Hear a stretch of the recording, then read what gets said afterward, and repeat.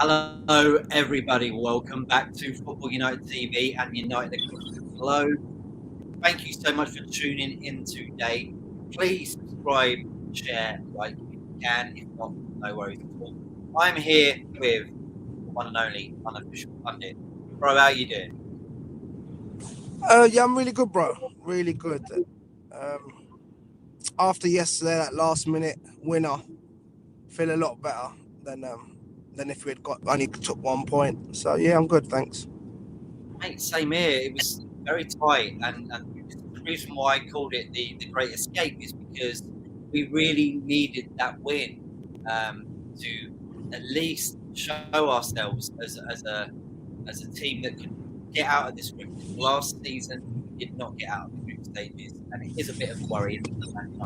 How did you feel, Pundit, mate, about last night's result? And yeah, what's your thoughts on that in general?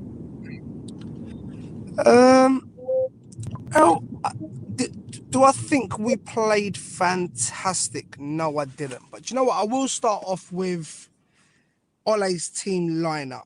Now, after some of the results recently and the way this season's been going and the squad we have now, I will admit I'm a big Ollie fan, but I'd lost a lot of faith in him. The football wasn't great. Forcing Pogba onto the left and things like that I weren't enjoying it. But yesterday really surprised me because I actually thought he was going to go 5 at the back. With the defenders he's left with to pick from, I thought, you know what, he's not going to trust any of these guys. He's going to go 5 at the back, try to keep the midfield packed as well. I just thought, you know what, this is going to be a horrible game. It's not going to be a joy to watch. Thankfully, that wasn't the case, and he didn't do that.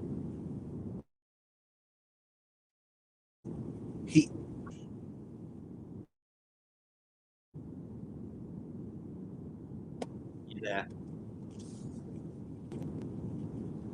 Can you hear us, mate? Pundit, can you hear me? There you go. We got you. You're back. I can hear you. Good. Carry on, mate. Carry on. Can you hear me? Yeah. Yeah. Yeah. I don't know where you lost me. I don't know if you want to tell me where you lost me. I'm not sure where you lost me there. You was talking about putting Pogba on the wing wasn't something that you enjoyed seeing. Yeah. The putting Pogba on the left and felt like Ollie was forcing him in. I'd lost a lot of faith, but I thought we was going to go 5 at the back because the defenders he had to choose from, he didn't have his normal defenders. So I was thinking to myself, we're going to go 5 at the back here, which I wasn't looking forward to one bit. And then I'm thinking we're just going to trying to keep the midfield packed, and it's going to be a really horrible game. When I saw the lineup, I was really excited. I couldn't believe what he had done. He'd gone with a flat back 4, even though it wasn't his best back 4, and both the fullbacks we knew could be a risk.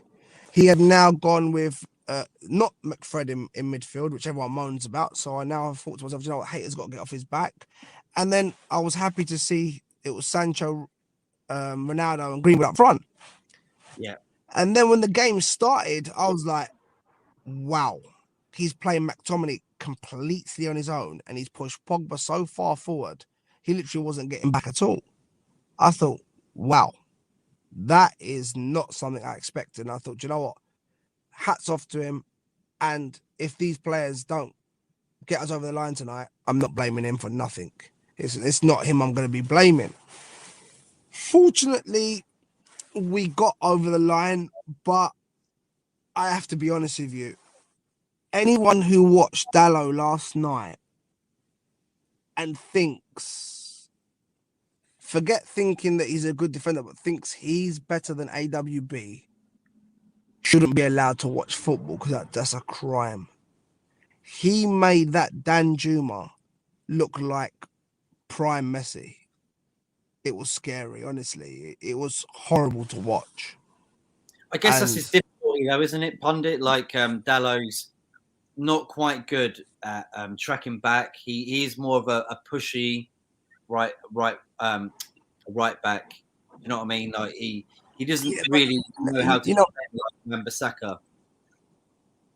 Yeah, but the problem is if you're a fullback who can't defend, then like imagine being a fullback who can't defend. You're a defender. Your first job at the end of the day is defending, and the issue for me is that his crosses were woeful going forward as well. His crosses were woeful. They were going out for goal kicks to Villareal. I mean, why is there a sort of a reasoning why, you know, like Alex Telles as well, who isn't very good at tracking back? He seems to be someone who, if you buy him and you have him in your team, he pushes forward and he's not very good at defending. I mean, and he did a great job with that volley last night. It was a very nice volley, like I must admit. But that's not what exactly we are looking for. We want someone who to be able to defend as well. Why is that these players don't seem to know how to defend as well?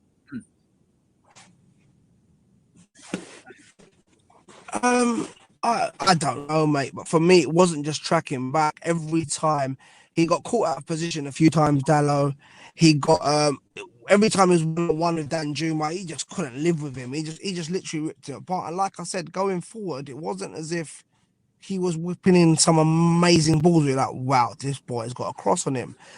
On the other side, the one positive I will give Tellers, I thought it was terrible in the first half. I thought it was absolutely fantastic in the second half, and that wasn't just the goal. I thought he really tried to defend and give it his all. So I can see positives in Tellers' game. I don't think he's better than Luke Shaw, but I see positives there. But with Dallo's game, I'd have preferred Brandon Williams there. Even Brandon Williams wouldn't have got destroyed like that by Dan Juma. No chance at right back. No way. So for me, that get through that game with the way he played and their best, he was up against what is Villareal's best player, and we got through this game, was a positive. In midfield, if anyone who didn't highlight that Pogba is a passenger and we're carrying him, I don't know what to say, mate. Honestly, I thought he was terrible yesterday, and there's no coincidence he gets subbed off for Lingard again, and Lingard helps with the winner. He was playing further forward. All his fanboys have been saying, and Pogba FC have been saying for how long now that he needs to play in the 3-man midfield, the left of it. What he did yesterday, and he stunk the place up, mate. Honestly, he was terrible. I felt like at times we're playing with 10 men. Yeah, I can't discredit Ollie. Even Ronaldo, Rio tweeted today that Ronaldo told him that he had a bad game, but he always felt like he was going to score. Did you see that? Yeah. Yeah, I did. But what do you make of that, though? If he's coming out saying that to Rio Ferdinand, the fact that he didn't play well, but he still managed to get that winner, which is, you know, in Man United DNA to push on right until the end, and we've done that so many times. You remember the Champions League final, mate, where Ole Gunnar Solskjaer, of course, and Teddy Sheringham, of course. I just that's what I think I love, and I think that's what a lot of people love about Ronaldo is that it's not just arrogance, but it's the willingness, the desire, the drive, and the want to.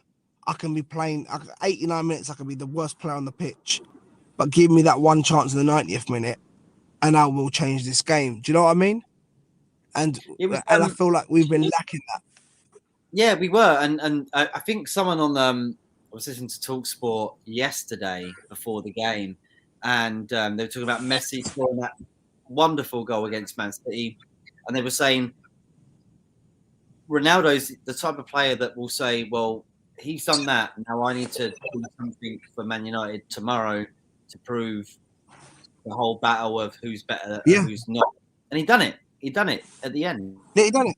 Yeah, he come up with the winner, and it sort of overshadows what Messi's done because Messi's weren't a winner. Ronaldo's was. And did you hear the roar in Old Trafford? And you've seen the pictures. Look how high he threw his t-shirt, and it's just everything. Do you know what?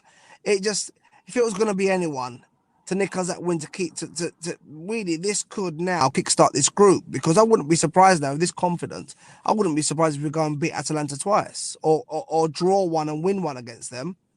And then even if you get a draw against Villareal, you just got to beat Young Boys your last game, and you're probably going to top the group. Do you know what I mean?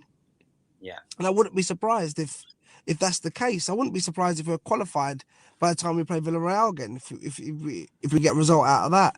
And that's what that goal brings you. That's what that winner brings you. And I think it just gives them confidence going into this game now before the international break. It gives them confidence going into the Everton game that, do you know what? We're still alive. We're going to go through in this Champions League group. And do you know what? We're 1 point off of the top in the Premier League. Like, everyone's acting as if it's doom and gloom and it's all over. But really, we could, within a month's time, we could top our Champions League group and we could be top of the Premier League. And I think that's going to help, because you got to remember, after coming back from the international break, we hope. Go on, mate. No, sorry. No, you continue, mate. I was going to say. Yeah. I spoke to an Arsenal fan, and they said today that we're only 5 points off the top. So it's quite tight at the moment, isn't it? From first to 10th, if you know what I mean. Yeah, it is tight. I think the upsetting thing for United fans is we should be beating Villa at home, and if we had beat Villa at home, we would be top right now. Do you know what I mean? So you're going into this weekend's game top, yeah, and you could stay top, and hopefully, I don't want to jinx it, but I'm hoping by the time the international break's over, we could have a fully fit Manchester United squad with our captain back. Luke Shaw is apparently just an illness, so he should be fine. And then Marcus Rashford. Let's be honest, we miss that boy. Imagine you ask any manager right now, and you tell them that they could add Marcus Rashford to their team now. There's not a manager out there that's saying no. absolutely. I mean, he could make It's Real Madrid, Barcelona. He could make Juventus. He could make PSG. Probably not, maybe PSG, because they've got such a great dominant. But he would still be considered. Bayern Munich, Dortmund. He'd be anywhere. He would be. He definitely would be. Any one of them. I don't care what anyone tells me. Especially with the way Grealish is playing, he'd be getting in that team. He could, for me, he'd get ahead of Mane. I just think it's not a contest for me. I think Mane's in his absolute prime, and he's not doing that great. He didn't have a great season last season. Rashford isn't nowhere near his prime yet, and was playing with 2 injuries. He had a ligament tear in his ankle and a shoulder injury, and still was brilliant last season at certain points of the season. Imagine playing with 2 injuries a whole season. Do you know what I mean? Like, he should never have been allowed to get 30 plus goals and assists last season. And I know we got knocked out of the Champions League, but he scored a hat trick in one of the games against Leipzig, and I think that was just before he had both his injuries. So you saw what you was getting from a fit Marcus Rashford. And also the injuries came, and did you not notice how his form just deteriorated drastically? Like it looked like half a player at times. Yeah, he did. It looked like I think with the whole school free meals as well. Since he's done that, it seems to have deferred him or pushed him out of thinking about how he should be playing as a footballer. Of course, with his injury as well, I think it might be a deterrent. Do you think that? Even though it's so good what he's doing. Do you know, listen, I was thinking at some point, but when I realised he had 2 injuries, I think that was just what it was. Like, Pogba was out for half a season when he'd done his ligaments in his ankle. Rashford played through the whole season. That's the difference. Do you know what I mean? You get players Yeah. that you get players nowadays that are out with dead legs for 2 weeks and silly things, silly things, and players are out for a couple of weeks or a month or 2 months, and he played the whole season, bro. Literally didn't have a break. But even playing Carabao Cup games and bollocks like that. Do you know what I mean? So for me, I think that's what it was. It ended up being a long season for him, and he was in pain, and I think that's why he didn't play for England. I don't But think isn't it Gareth weird? Southgate hasn't picked him because. Yeah, but Comment. I mean, like, with Phil Jones as well, like he seems to get injuries even when he's not playing. I don't know whether that's to do with like the training routines are too tough for him, or do you worry that I mean, I, looking at Ollie I as just well, think and sorry, mate, yeah, just thinking of I Ollie, and feel like think he's doing wrong with like tactics, because I hear a lot about that as well. The fact that he's not a very good tactician, and he uh, takes too long to make I changes. sum this up. I summed this up, and he hasn't been. Listen, he's been getting the changes right lately. West Ham game, he got them right. Yesterday, he got them right. We're getting winners. But I summed this up yesterday and today, and a load of people were agreeing with me. Like I said on Twitter, with them spaces that we're doing, and loads of people agreed with me. The way I look at it like this is players talk. All these players talk. You've seen it. You've seen the way they are, even on social media together and all that. There is no way Rafael Varane, who's won 4 Champions Leagues, 3 La Ligas, a World Cup, like apparently hasn't lost 1 out of 14 finals or whatever. There's no way him and someone like Cristiano Ronaldo have picked to come and play for Ole. Even Sancho himself has picked to come play for Ole if there's no tactics, bro. There's no way. That would have come out. Players wouldn't be happy, and these players wouldn't be signing for us. You wouldn't be signing Cristiano Ronaldo. You wouldn't be signing Rafael Varane. Rafael Varane. Forget how many managers Cristiano Ronaldo's been under. Rafael Varane, just him. He's been under Deschamps for France. He's been under Mourinho, Ancelotti, Zidane. Zidane, and his words were in an interview that he was shocked. The Man United training sessions are so detailed, and he wasn't saying that in a bad way. He's saying it in a good way. So Well, anyone who thinks that our training sessions ain't detailed and Ole don't have no tactics, mate, they're lost. A problem for Ole right now is, and from seeing him sub Pogba a couple of times and all that, you can't. Every team has to have a balance. Every team has to have a balance, Matt. And there's no way you can play Pogba and Bruno in the same midfield. It just doesn't work. They're both okay, very alike. Both want to attack. yeah, Go on, mate. they are different players, aren't they? I wanted to ask you this because I've just seen this as well. Big up Lauren as well for tuning in. She says, "Would you call it progress? Progress. Lost to them last year, beat them this year, playing badly. What do you think of that?" Hello, Lauren. Thanks for tuning in. For me, yeah, I'd call it progress because if you look at it, it wasn't even our strongest team out there yesterday. It really wasn't because out of our defense, 3 out of 4 starters weren't playing. Now, for me, you put Wan-Bissaka there, you put Luke Shaw there. Even though, tell us, you know what? Let's even forget Luke Shaw. You put Wan-Bissaka and you put Harry Maguire there. Even though I thought Lindelof was brilliant yesterday, I think it's a different game. I really do. I think if you ever fit Marcus Rashford there, I think we would have smashed them yesterday. I think we would have smashed them yesterday, but we still won. So I think it's progress that they looked better in the final at times, and I thought yesterday, yeah, they had some great opportunities, but I thought we had some great opportunities as well. It's just that last little ball that certain players didn't play well, and I thought that goal they scored was a bit of a sucker punch because Pogba could have put Sancho through and he didn't. 30 seconds later, they've gone and scored. Where had Pogba put Sancho through, it could have been a different story. Had we took a 1-0 lead, I reckon we would have destroyed them because I think they would have had to come out and come at us and we would have really hurt them.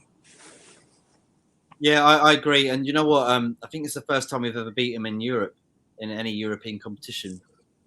First time. Yeah, and a lot of people have been saying this was their first loss in like 17 games or something. They haven't been. They've been drawing a lot, but they haven't been losing. They have. I heard the commentator say yesterday they haven't lost this year. This year they haven't lost. So Well, this is a I team guess that's on a very, very good run. yeah, I guess the La Liga now is very wide open, isn't it? The fact that you've lost a lot of players from Barcelona, Real Yeah. Madrid, it seems like an even spread Yeah. platform, and it's good to see as well in La Liga. I know people think it's boring now because they haven't got Messi, but it isn't boring. It's made La Liga better, I think, and Villareal definitely thrive off of that because they can use their youth talent, and it showed last night. I mean, looking at Villareal, Pundit, mate, was you impressed by them, the way they came to Old Trafford and practically dominated the game from what I saw? I think for Unai Emery, I actually think he's done a decent job there. I just think they're lacking a bit of cutting edge going forward. I think they're well drilled in defence, really well drilled. I think they want to play with the ball. I just think they need a little bit more because their only dangers yesterday seemed to be that Danjuma. Yeah. And I feel like had he been up against Wan-Bissaka, it would have been a totally different story. He might not have got past him once because I don't care what anyone tells you. Wan-Bissaka, when it comes to defending, especially, he pockets people, and I think he would have struggled in that sense. So what would their outlet have really been? But I think, listen, I think if Unai Emery can maybe try to break into that top four with them in Spain and maybe sign a couple of really good players, I think he's on something. I don't think Unai Emery is as bad a manager as everyone thinks he is, and we also have to remember this is a guy who won the Europa League quite a few times with Sevilla and all that. So listen, the guy's got some credentials. He never got the PSG job and all that as well for no reason. And don't forget, Villareal just played Real Madrid on the weekend at Real Madrid and drew 0-0, and apparently they should have won the game. I didn't watch it, so I'm not sure. So don't hold me to that. But just heard from what other people said that they should have really won the game. They had the better chances. So it's not a bad Villareal team we just played against. Don't get me wrong. I said on the Spaces today, and loads of people agreed that I don't care about that they only lost to Chelsea on penalties. I don't care that they drew Real Madrid. Real Madrid ain't the Real Madrid they should be. Chelsea, I don't think they're as great as everyone's making out. This Villareal team, I believe the United we want to be and the United of old, we should be smashing them 3-0. It should be a walk in the park, and this group stage should be a walk in the park for us. So I still think we've got a long way. We've got a long way to go. But listen, from what he done yesterday and us winning that game, I've got a bit of my faith back in Ollie, and I just want him to start making the right decisions. And if you're playing Paul Pogba on the left because you clearly don't trust him in midfield, and if that's the case, that means you're trying to adapt your game to him, and that shouldn't be like that. He should be adapting his game to us, and if he can't, then he shouldn't be wearing the United shirt because he gets paid £290,000 a week to put on that shirt. He's not doing it for free. He's not doing it for the love of the club. He's getting paid £290,000. So if he can't put in more of a shift and adapt his game, it's like we saw Cavani yesterday. Ronaldo gave up on a ball and Cavani sprinted like 30 yards. I've never seen him run that fast to keep that ball alive. Where Paul Pogba can't sprint back 10 yards to help defend. Well, then I'm sorry, mate. You're a passenger. You're not a team player. Cavani was like, I think it's things like that. But then people have asked the question, and someone made a point, and I feel like it could be true now. Is Ollie being forced to play him because he's like Adidas's boy, and he's meant to be one of the star players, and they want him to sign a new contract? Is he being forced to play him rather than wanting to play him? Because there's a reason why he's subbing him. He's starting him, but then subbing him. He's not really subbing Bruno, is he? So I don't know. Pogba looked tired yesterday to be subbed. He did, but Pundit, it was really good to see Cavani. I think Ronaldo threw his shirt off, didn't he, off the goal, and he grabbed it, and he ran over to him, and he was celebrating, and he was holding the shirt while he was celebrating. I mean, that to me says passion. You don't do that unless you're passionate about what's just happened, and it was nice to see. I must admit, it was really nice to see. Yeah, it's nice to see players putting in that it meant something to these players. Like it meant something to Cavani to help try to get us that goal, because Cavani doesn't want to play Europa League. He knows this is his last season, and this is his last season in Europe. And he's now playing with Ronaldo as well. And let's be realistic. You think Cavani and players like that haven't looked and thought that shit Chelsea team won the Champions League, and then you think they haven't looked and thought to themselves, do you know what? If we get our football right here, and we get Marcus Rashford back, and we're playing our football, you think they haven't looked and thought to themselves, Real Madrid are bad, Barcelona are terrible. They've lost both their games 3-0 and 3-0. They're rock Yeah. bottom of their group with a -6. Juve ain't great, and they still beat Chelsea yesterday. Chelsea are shit. Bayern are great, but they haven't got much squad depth. If Lewandowski gets injured, they're playing Choupo-Moting. PSG blow hot and cold. Obviously, they got Messi now, but we know Neymar gets injured very easily. So you think they're not sitting there thinking to themselves, "We've got a great chance to win this." And you think Cavani's ever won the Champions League? He'd love to bow out and leave Europe because he's going back home after this season. He'd love to bow out with a Champions League medal. That'd be the icing on the cake for his career.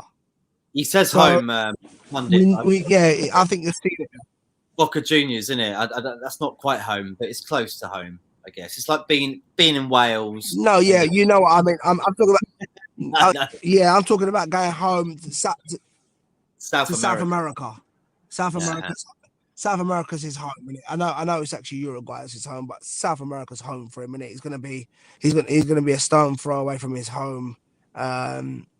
So yeah, I think for him leaving Europe, remember he's over here in Europe, innit? He's from a whole nother continent. Do you know what I mean? So he's gonna leave this continent and go back home with that in his last season with Champions League winners medal, possibly.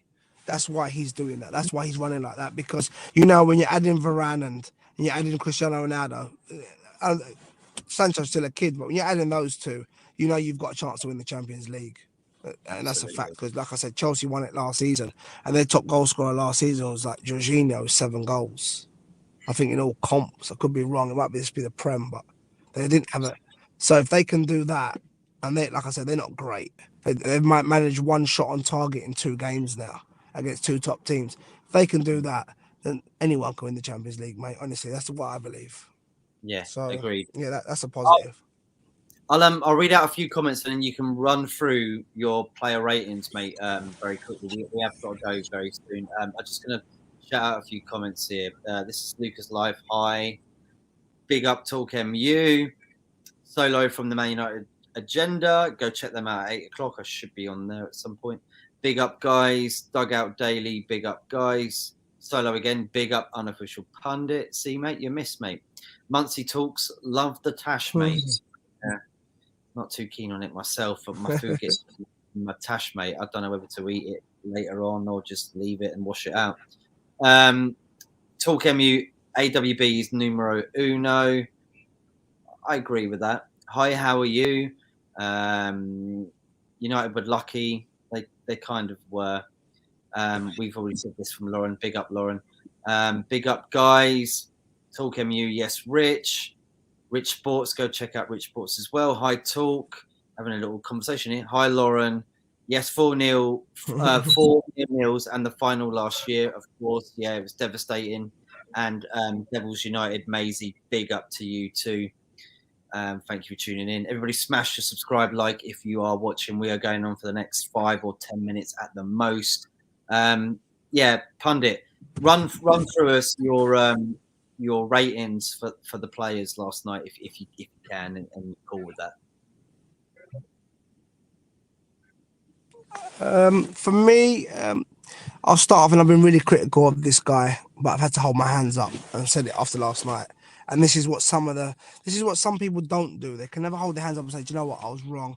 David De Gea, he's back. He looks back to his best, especially last night. It's great to see, because that's what we need. We need to have we need to have one of the best goalkeepers in the world in goal if we want to win big trophies. He was absolutely fantastic from start to finish. For me, he gets a 9. There wasn't much he could do with the goal, point blank. We can't blame him for that. But then look at some of the saves he made, and that save he made while he was on the ground as well. Yeah, he was fantastic. Man of the match for me yesterday.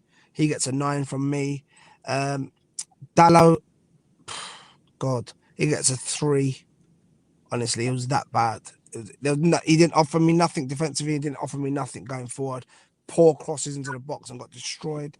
Lindelof, he gets a 7 from me. I thought he was solid. The couple of times that Danjuma was 1-on-1 with him, Lindelof stood his ground, and Danjuma didn't have much. So he gets a 7. I thought Varane was good. I don't know where I don't know what he's doing though for their goal. I'm sorry, he shouldn't be out of position like that. So for me, he only gets a 6. There's no way he should be out of position the way he was. He wasn't in the back 4 when they put the ball in the back of the net. And it's like we only had 3 defenders. So, but other than that, I thought he was solid, good on his head. He does some things really comfortably, which you just have that confidence, and you can just see that he's a winner. He had a little bit of a scary moment. Thank God that didn't go in the back of the net. Can you imagine what Twitter would have done to him when he tried to go for the ball and he totally missed it, and their player had a chance?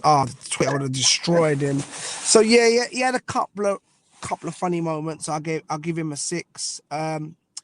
Tellez, I got to give him a 7. I thought he had a really bad first half, but he got a goal. And he was a lot better in the second half. So I'll give Tellez, for me, I'll give him a 7. I thought it was nice to see. It was even nice to see that he had been. Go on, mate. It reminded me of that Robben goal against Man United. You know, that volley from the corner kick. Yeah. Oh, please. I don't even want to think about that. It gives me nightmares. So yeah, that was nice. That was. So I hear what you're saying there. Then with Tellez, you know what I liked as well? I liked it when we'd scored. He ran over to. Did you see Ollie when we scored the winner? And then he cuddled Ollie. So even though he wasn't on the pitch and he was on the bench, he still cuddled Ollie, which was nice. He was happy, and even Luke Shaw tweeted, posted something on his Instagram story with Tellez and the little fire emojis. It just shows you that they're trying to build a whole team here. It's not that he scored and he's had a good game. That might take my position. I like to see that bond. McTominay, what for me wasn't his best game at all. But I thought he done the best he could playing on his own when he's not actually a defensive midfielder. And any defensive midfielder that has to cover 50 yards on your whole pitch because no one's really coming back to help him is going to struggle. So I'll give him a 6. Bruno, don't think it was his best game, but I honestly thought he had a bad game, Bruno. Unfortunately, I know he got an assist for Tellez's goal, but that was just a routine free kick that they do. It wasn't as if he was under pressure and picked something out. Do you know what I mean? He could. It's a free kick. The referee blows a whistle. No one can come towards you. You got all the time in the world. So for me, Bruno, he gets a 6 as well. I don't think he had a good game at all. Pogba gets a 4. I don't think he was great. I actually thought he was terrible and invisible on the pitch. Let down. Sancho, we saw glimpses. I thought he could have done a little bit more at times, but I thought other times he picked the right pass and all that. I just think he just needs a goal, Sancho, and I think and slowly get into this team. I think when Rashford's back on the left and Sancho's going to be on the right, I think we'll see the best of him there. He gets a 6 for me as well. Unfortunately, Greenwood did not have a good game. Not at all. He gets a 5 from me. I think it was one of his worst games I've seen. I'm not knocking him. He's 19 years of age and everyone's allowed a bad game. But yeah, for me, he gets a 5. Mr. Ronaldo. He said himself he had a bad game, but I've got to give him a 7 because he scored the winner. He got the goal we needed. Do you know what I mean? Like I said, he said himself he had a bad game. He told Rio himself that he had a bad game, and I think that was evident to see. It wasn't one of Ronaldo's best games, but this is what you want. You don't mind having a shit Ronaldo on the day, who then scores a goal and scores the winner. Then you can just imagine when you have a good Ronaldo on the day, what you're gonna get. But yeah, for me, even though he didn't have a good game, he got the winner. That was that desire. He gets a 7. Bench players. Fred is going to get a 7 from me just for that cross. What a beautiful cross. I know he didn't do much, but he's getting a 7 for that just because he put in that cross that helped to get us the winner, What a lovely cross from Freddie. He gets so much stick. Matic gets a 7 as well. I thought he was so good on the ball when he came on. He was trying to break lines and he was comfortable. Matic gets a 7 from me. Who else came on? Jesse. Jesse gets a 7. Was really trying. It was good. And Cavani, do you know what?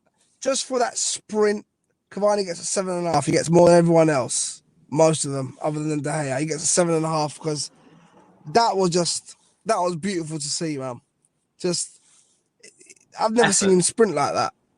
Yeah. And I've been really critical of Cavani, but this is what I've said. I don't want to see Cavani starting. I'm sorry. I want to see Cavani as a super sub. 25 minutes, he's going to come on and he's going to give you that. He's going to give you that energy. He's going to give you something different to what Ronaldo. Ronaldo's not going to press. Cavani will, and he'll try to chase down balls and things like that. So, yeah, for me, Cavani gets a 7.5. I'm just proud. Do you know what? When I think about it, I'm proud of the boys that they end up going and getting that win after going behind, because they could have crumbled so easy yesterday and they didn't.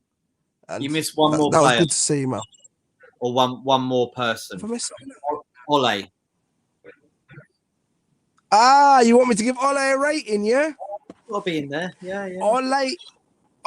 Ole's getting an 8 out of 10 from me. And the reason why he's getting 8 out of 10, he made subs and then we got the winner.